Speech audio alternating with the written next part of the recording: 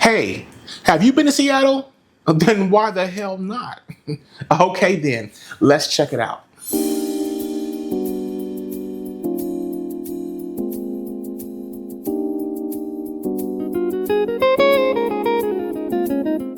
Hi everyone, I am David Tibbs Jr., the Avid Traveler, and we're doing our first video in the City Spotlight series. And the first city that we're diving into is Seattle. I have to tell you, Seattle's real cute, y'all, and also really gay, but we're gonna get there.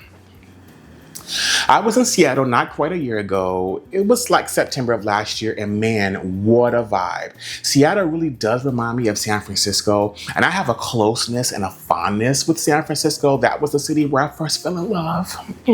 So it felt a little bit nostalgic for me. And as you know, it is definitely surrounded by water, and it just gives you that coastal city vibe.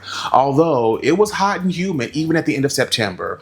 I don't know what is up with that Seattle. And even though they have lots of touristy spots like Pike Place Market, there's also a lot of laid-back towns like in communities like Fremont, North Lake, Rainier. I stayed in Renton, which is a little south of Seattle, and I really like that. So when you first get to Seattle, there's definitely a sense of Seattle being a major metropolitan area, but also Seattle is so large and everything is spaced out. It doesn't feel congested and heavy. Seattle is also very artsy, from the museums, the galleries, and the historic places. You definitely get a feel that this is a very art-focused community, and I love that. So for the vibes and the feels, we're going to give Seattle a 7 out of 10. Okay, so let's talk about food. Now, generally when I travel cheaply, right? So that includes, like cooked meals, depending on where I'm staying. It might even be packed snacks and sometimes even fast food. So we're not necessarily talking about fine dining here. Just keep that in mind in terms of pricing. I found a lot of the food and places that I ate were moderately priced, but I also live here in California, and California is expensive as shit, so I'm used to expensive places. Visiting Seattle, I don't think you would be shocked at some of the prices for eating out, because everywhere is expensive right now, which is why we travel cheaply. There are a few places I would like to note. Shout out to Biscuits, bitch. Listen, I don't know the owners of this place, but I just imagine whenever they talk about the restaurant, they were like, Biscuits, bitch. This is an actual restaurant in Seattle. This is a Seattle breakfast spot that focuses on biscuits and gravy. And I'm not gonna hold you, the biscuits and gravy was hitting, okay?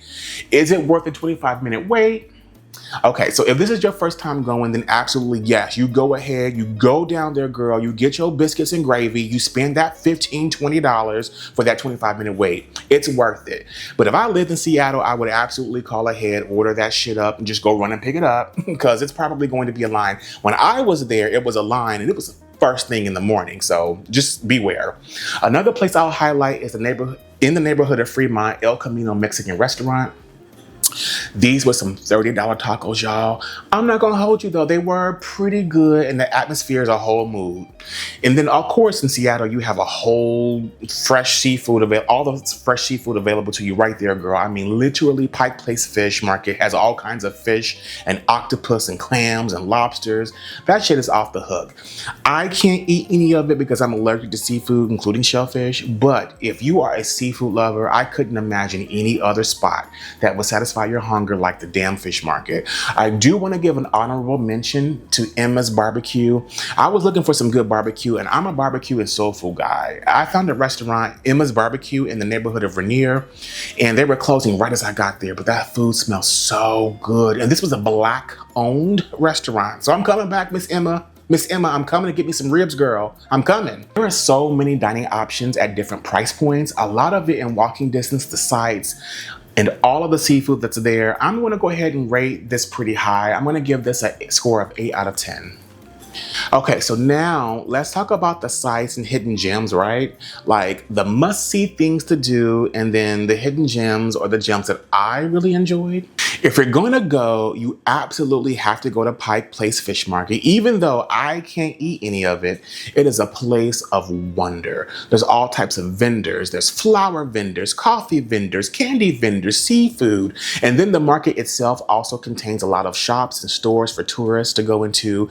Like, you can can turn a corner and then there's a whole set of stores that you didn't even see from the street. And I like stuff like that. I like to go into the little shops and stores and really see local businesses, small boutiques, coffee vendors everywhere. Everywhere in Seattle there's coffee. It is ridiculous. You will not be wanting for caffeine in any way. There's coffee everywhere.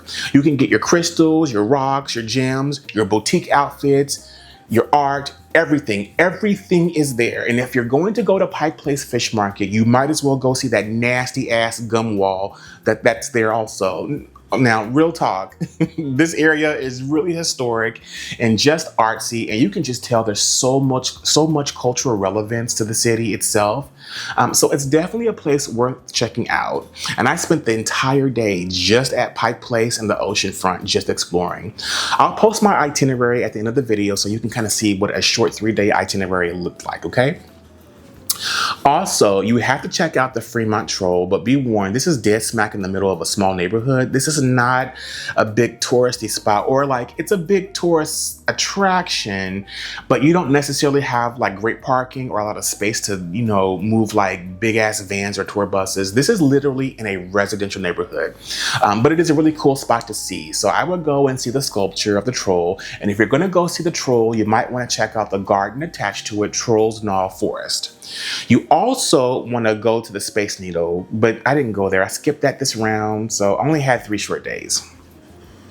Some of the hidden gems that I actually found that I really enjoyed: Gasworks Park, an old gasification plant. What a vibe. So initially, because I'm unfamiliar with the city, I parked maybe a quarter of a mile away from the park, and then I made a short trek into the park.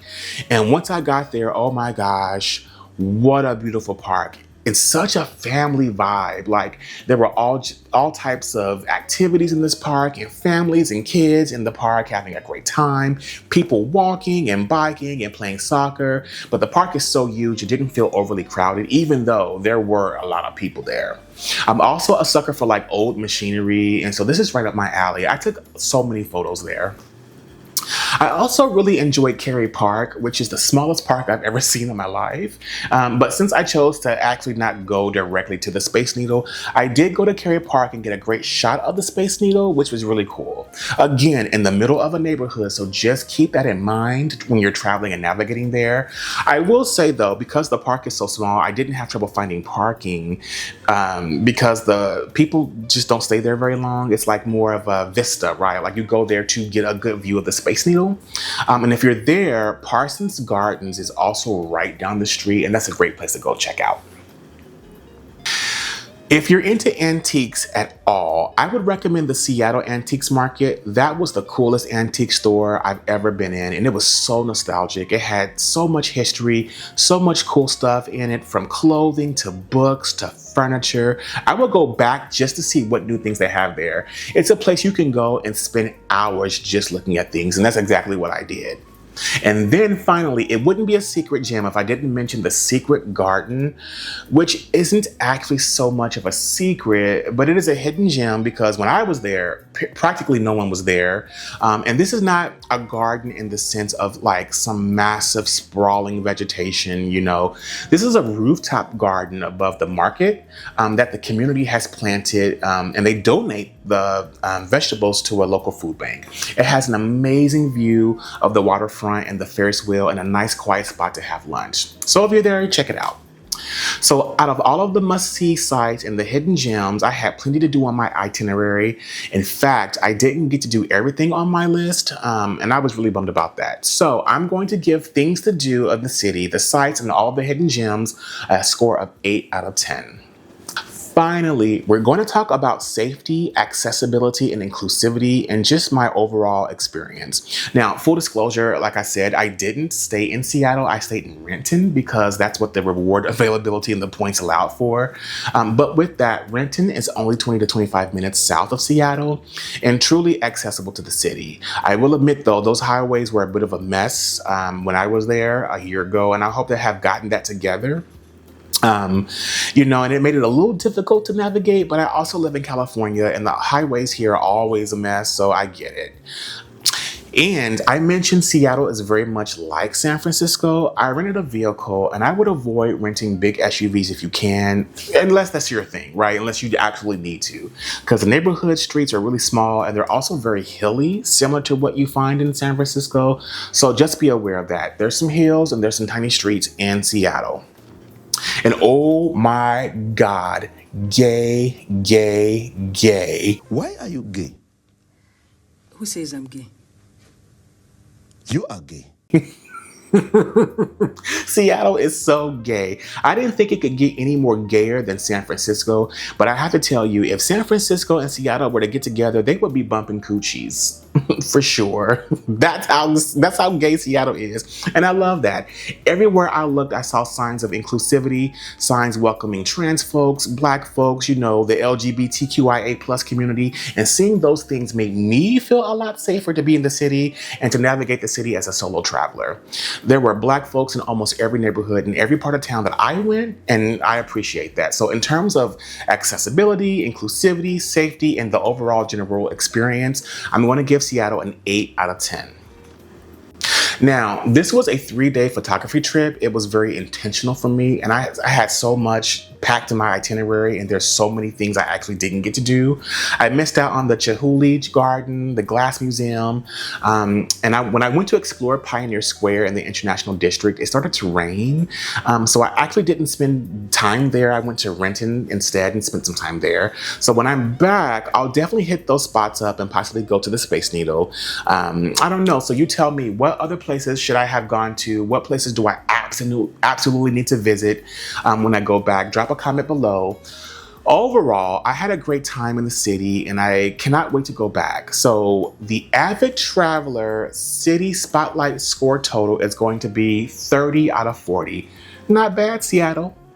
If you found this video helpful, please like, share, and do me a favor, subscribe. I'm going to do so many more city spotlights of the places that I've been over the past couple of years and the places that we're going to go. So make sure that you hit that subscribe button and the bell notification to stay up to date with the latest happenings of the Avid Traveler. Thank you so much. We'll see you next time.